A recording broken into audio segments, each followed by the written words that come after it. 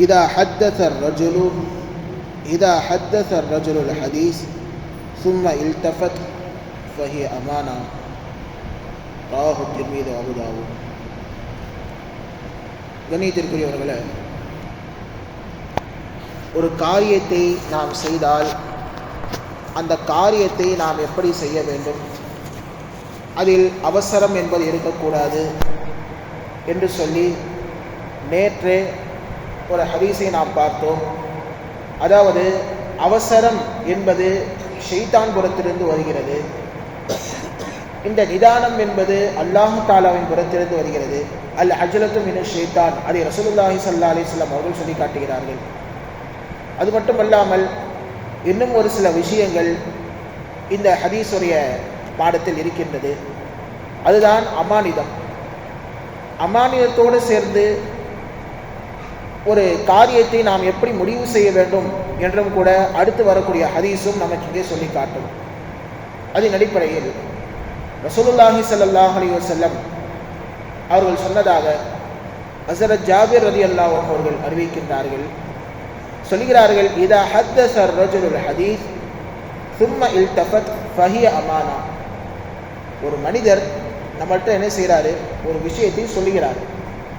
அப்படி சொல்லும் பொழுது இப்படி அப்படின்னு திரும்பி பார்க்குறாரு. ஒரு விஷயம் உங்கள்கிட்ட நான் சொல்ல போகிறேன் அப்படின்னு சொல்லிட்டு ஒன்று நமது காதுக்கு அருகிலோ அல்லது நேரடியாகவோ இப்படி வந்து சும்மா இப்படி தலையை இப்படி இப்படி திரும்பி பார்க்குறாங்க. அதாவது பக்கத்தில் யாராவது இருக்கிறார்களா என்று சொல்லி திரும்பி பார்த்தால் சொல்லுகிறார்கள், ஃபஹிய அமானா. அவர் சொல்லக்கூடிய விஷயம் இருக்கின்றதே அது ஒரு அமானிதம், அதை நாம் பாதுகாக்க வேண்டும். அவர் ஏன் சுத்தி முத்தி திரும்பி பார்க்கிறாரு? நாம் பேசக்கூடிய விஷயம் உங்களுக்கு மட்டும்தான் தெரிய வேண்டும், மற்ற யாருக்கும் தெரியக்கூடாது என்றவர் ஒரு இஷாராவாக, ஒரு செய்கையாக என்ன செய்கிறார், மற்ற புறங்களில் திரும்பி பார்க்கிறார். எனவே அந்த விஷயத்தை நாம் என்ன செய்ய வேண்டும், பாதுகாப்பாக வைத்துக் கொள்ள வேண்டும், அது ஒரு அமானிதம் என்று சொல்லி ரசூலுல்லாஹி ஸல்லல்லாஹு அலைஹி வஸல்லம் அவர்கள் சொல்கிறார்கள். இந்த ஹதீஸ் திர்மிதி ஷெரீஃபிலும் அபூ தாவூத் ஷெரீஃபிலும் பதிவு செய்யப்பட்டுள்ளது. அதே ஒரு அமானிதம் சம்பந்தமாக அடுத்த ஒரு ஹதீஸும் வருகிறது. ஹஸரத் அபூ ஹுரைரா ரலியல்லாஹு அன்ஹு அவர்கள் அறிவிக்கின்றார்கள், ரசூலுல்லாஹி ஸல்லல்லாஹு அலைஹி வஸல்லம் அவர்கள் இப்னு ஹைத்தம் அவர்களிடத்தில் கேட்கிறார்கள். என்ன கேட்டார்கள் என்று சொன்னால், ஹல்லக ஹாதிம், உங்களுக்கு யாராவது பணி செய்யக்கூடிய பணியாட்கள் இருக்கின்றார்களா, உங்களுக்கு பணியாட்கள் தேவையாக இருக்கின்றதா என்று கேட்கும் பொழுது அவர் சொல்கிறார்கள், இல்லை யாரும் சொல்ல, எனக்கு பணியாட்கள் எல்லாம் யாரும் கிடையாது என்று சொன்னவுடன் ரசூலுல்லாஹி ஸல்லல்லாஹு அலைஹி வஸல்லம் அவர்கள் என்ன செய்கிறார்கள் சொன்னால், 2 சிறிய பிள்ளைகளை, 2 சின்ன பசங்க என்ன செஞ்சாங்க, கொண்டு வந்தாங்க.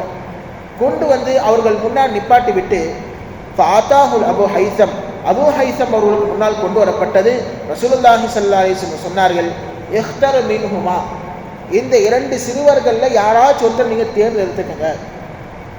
இவங்களை நீங்கள் பாருங்க, உங்களுக்கு பிடிச்சிருந்தா என்ன செய்யுங்க, இந்த 2 பேரில் யாராச்சும் ஒருத்தங்க எடுத்துக்கங்க. உங்களுக்கு ஹிதமத் செய்வதற்காக வேண்டி, உங்களுக்கு பணிவுரை செய்வதற்காக வேண்டி, உங்களுடைய தேவைகளை நிறைவேற்றி தருவதற்காக வேண்டி என்ன செய்யுங்க, இந்த 2 சிறுவர்களை யாராச்சும் ஒருத்தங்க எடுத்துக்கங்கன்னு சொல்லி ரசூலுல்லாஹி ஸல்லல்லாஹு அலைஹி வஸல்லம் சொல்லும்போது அபுல் ஹைத்தம் அவர் என்ன சொன்னார்னு சொன்னால், யா நபி அல்லாஹ், அல்லாஹ்வின் தூதரே, இஹ்தர்லி மின்ஹுமா, அந்த 2 என்ன செய்யுங்க, நீங்களே எனக்கு தேர்ந்தெடுத்தார்கள். ஏன்னா நான் தேர்ந்தெடுக்கிறத விட நீங்கள் தேர்ந்தெடுத்து கொடுத்தால் எனக்கு மிகவும் சிறந்ததாக இருக்கும் என்று சொல்லி அபுல் ஹைத்தம் ரலியல்லாஹு அன்ஹு சொல்லும் பொழுது ரசூலுல்லாஹி ஸல்லல்லாஹு அலைஹி வஸல்லம் சொன்னார்கள், இன்னல் முஸ்தஷாரு முக்தமனுன், யாரிடத்தில் ஆலோசனை கேட்கப்படுகிறதோ அவர் அமானியத்திற்குரியவர். இப்போ இங்கே அதுதான் விஷயம்.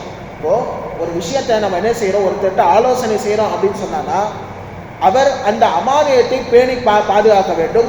அது மட்டும் அல்லாமல் சரியான ஒரு ஆலோசனையை கொடுக்க வேண்டும். அந்த ஆலோசனை எப்படி இருக்க வேண்டும் என்று சொன்னால், அவருக்கு எந்த விதமான பாதிப்பும் ஏற்பட்டு விடக்கூடாது. அது செயல்படுத்தும் போது அல்லது ஒரு பொருளை வாங்கும் போது என்ன செய்யக்கூடாது, எந்த விதமான பாதிப்பும் ஏற்பட்டு விடக்கூடாது.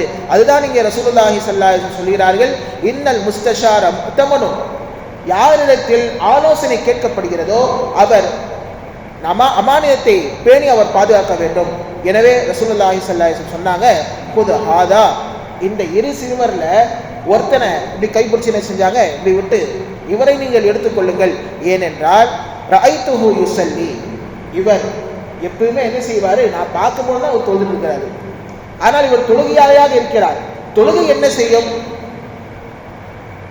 தஅமுருஹு, அதாவது தொழுகை இன்ன ஸலாத்து தன்ஹா அனில் ஃபஹ்ஷாஇ வல் முன்கர், தொழுகை என்பது மானக்கேடான காரியங்களை விட்டும் தீமையான காரியங்கள் விட்டும் தொழுகை என்பது தடுக்கும். எனவே இந்த சிறுவர் இருக்கிறாரே, இப்ப நான் காட்டின சிறுவர், இவர் நான் தொழக்கூடியதை நான் பார்த்தேன், எனவே இவரை நீங்கள் எடுத்துக்கொள்ளுங்கள் என்று சொல்லி ரசூலுல்லாஹி ஸல்லல்லாஹு அலைஹி வஸல்லம் அவர்கள் சொல்லக்கூடிய ஹதீஸ் திர்மிதி ஷெரீஃபில் பதிவு செய்யப்பட்டுள்ளது.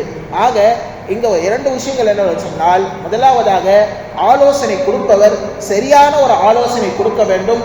சுயநலமாக இல்லாமல் மற்றவர்கள் நலன் கருதி என்ன செய்ய வேண்டும், அவர் அந்த முடிவை எடுக்க வேண்டும். இரண்டாவது என்னவென்று சொன்னால், ஒரு முடிவை நாம் எடுக்கும் பொழுது சற்று யோசித்து நிதானமாக ஒரு முடிவு எடுக்க வேண்டும்.